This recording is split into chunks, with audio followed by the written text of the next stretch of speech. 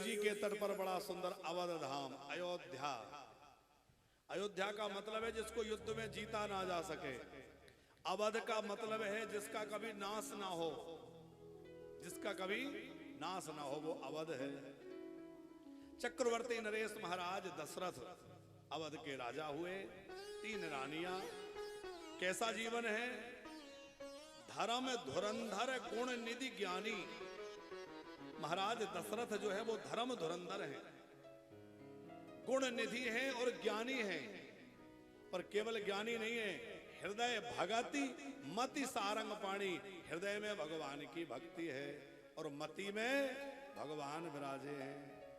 हम लोगों की मति में किसी के में धन बैठा है, किसी के में पद बैठा है, पर दशरथ जी की मति में भगवान बैठे हुए हैं। भगवान ही उनकी बुद्धि में समाये हुए हैं। दशरथ जी की 3 रानियां। तीनों क्या है? बोले दशरथ जी वेद रूप है और कौशल्या ज्ञान कांड है, कैकेयी कर्म कांड है और सुमित्रा उपासना कांड है।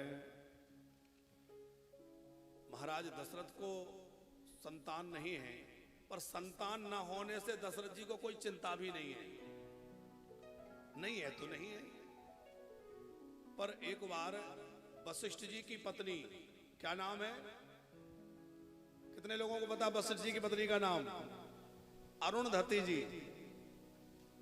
अरुणधति जी ने वशिष्ठ जी से कहा कि आप कोई उपाय क्यों नहीं करते? महाराज के यहाँ कोई संतान नहीं है, आप चाहें तो कोई यज्ञ अनुष्ठान करा सकते हैं, पर आप कुछ करते क्यों नहीं? वशिष्ठ जी बोले देवी वो कभी इच्छा तो जताएं। अरे यजमान कहे तब तो कुछ करें, वो तो कभी इच्छा ही नहीं करते।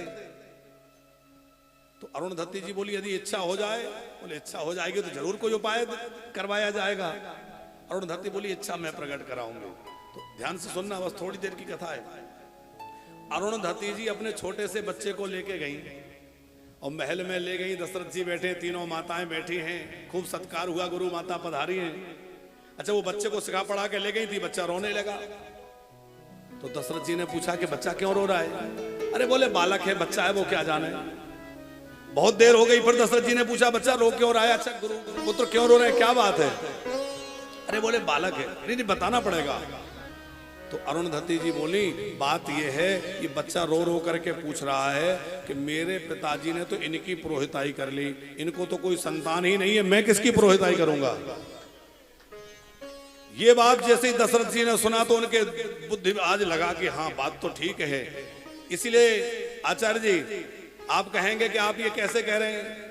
अरे तुलसीदास जी ने एक संकेत दिया है, एक बार भूपति मन माई भयऊ गलानी मोर सुत नाई। एक बार गिलानी हुई, इसका मतलब पहले गिलानी नहीं थी।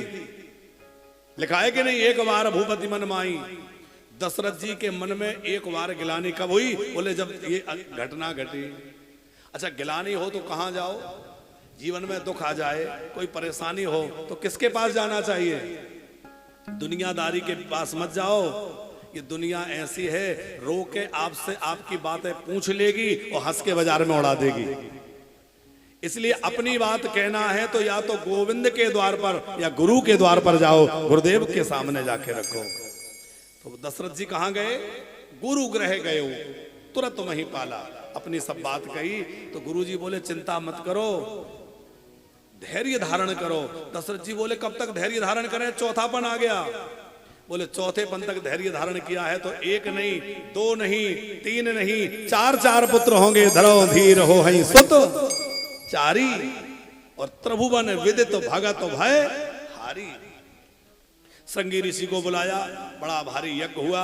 अग्नि नारायण भगवान प्रसाद लेकर प्रकट हुए। तीनों माताओं में प्रसाद बांटा गया। तीनों माताओं ने प्रसाद ग्रहण किया और तीनों माताओं के प्रसाद ग्रहण करने से वो गर्भवती हुई। परमात्मा कौशल्या के गर्भ में पधारे। अच्छा देखो आचार्य जी, लोग अपने अपने ढंग से अर्थ लगाते हैं। कौशल्या जी, कैकेयी और सुमित्रा तीनों में प्रसाद बांटा गया। तो सुमित्रा जी का प्रसाद एक चील लेकर उड़ गया। अब उनके हाथ में प्रसाद नहीं बचा। तो सुमित्रा जी ने जब देखा कि प्रसाद चला गया तो कौशल्या जी बोली कोई बात नहीं है, मैं तुम अपना प्रसाद दे देती हूँ। उधर कैकेयी ने कहा मैं भी दे देती हूं, तो दोनों ने दिया, तो उनके पास 2 भाग हो गए, इसलिए उनके 2 पुत्र हुए। अच्छा, 2 भाग दोनों माताओं ने दिए, तो सुमित्रा जी बोली कि यदि मुझे 2 पुत्र हुए तो मैं अपने दोनों पुत्र तुम दोनों के पुत्रों की सेवा में लगा दूंगी, क्योंकि तुमने अपना प्रसाद दिया। कथा तो ये है, पर लोग अलग अलग ढंग से सोचते हैं। एक सज्जन बोले, पता है सुमित्रा जी ने अपने दोनों बेटों को ऐसे क्यों लगाया था? हमने कहा नहीं, बोले इसलिए कि वो जानती थी कि या तो कौशल्या का पुत्र राजा बनेगा या कैकेयी का बेटा राजा बनेगा, तो एक एक बेटा दोनों के साथ लगा दो, इसका बेटा राजा बने तो भी मेरा एक रहेगा साथ में, और इसका बेटा राजा बने तो भी एक साथ में रहेगा। पर ये संकुचित विचारधारा के लोगों की विचारधारा है। वस्तुतः सुमित्रा जी का तो ये त्याग है कि अपने दोनों पुत्रों को सेवा में लगाया।